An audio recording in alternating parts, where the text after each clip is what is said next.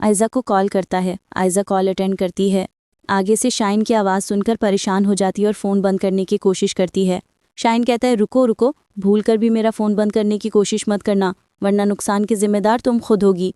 आयज़ा कहती है कि बताओ तुमने मुझे कॉल क्यों की है। शाइन कहता है कि मैं तुमसे मिलना चाहता हूँ। आयज़ा कहती है कि हमें बर्बाद करके तुम्हें सुकून नहीं मिला, अब तुम क्या चाहते हो मुझसे। शाइन कहता है कि बदला तो मैं तुमसे लेना चाहता था, उस भोली भाली अनाया को बर्बाद करके मुझे कुछ नहीं मिला, मैं तुमसे मिलना चाहता हूँ। आयज़ा कहती है कि मैं तुमसे हरगिज़ नहीं मिलूंगी।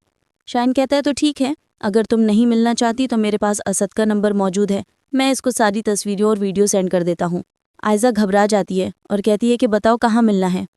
शाइन एक रेस्टोरेंट में मिलने के लिए बुलाता है।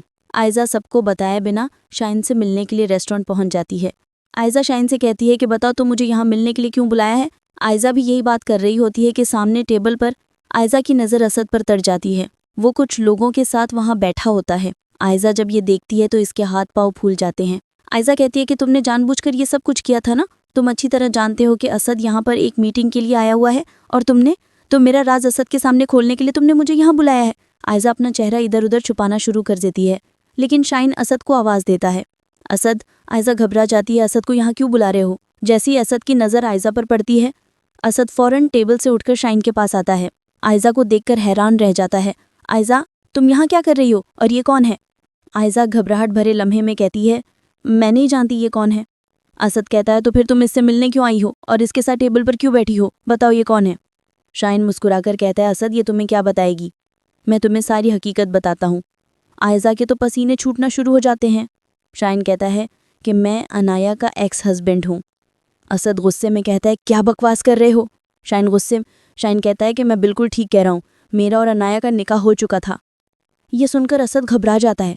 शाइन कहता है कि लेकिन मैं इसको तलाक दे चुका हूँ, घबराने की ज़रूरत नहीं है।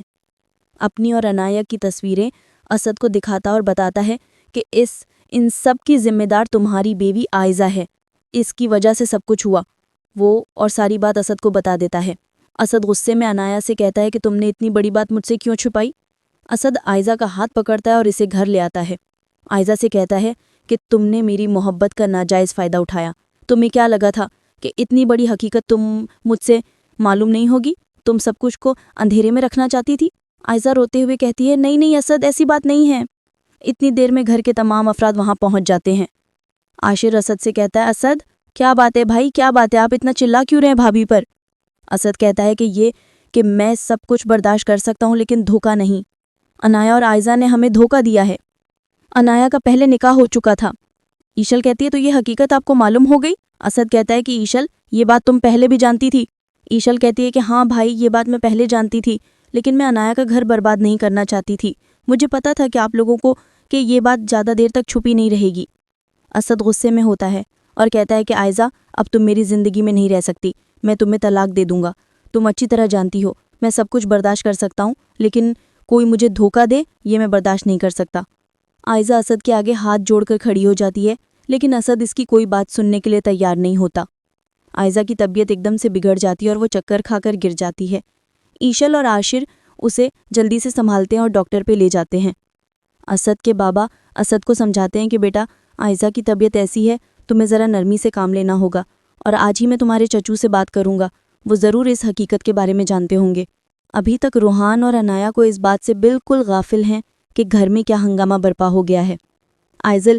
ईशल पहले तो सोचती है कि अनाया को सब कुछ बता देती हूँ, फिर उसके जहन में आता है कि वो पहली बार रूहान के साथ कहीं बाहर गई है और जब वो घर आएगी तो खुद ही उसको सारी हकीकत का पता चल जाएगा। अब देखना यह है कि रूहान को जब हकीकत का पता चले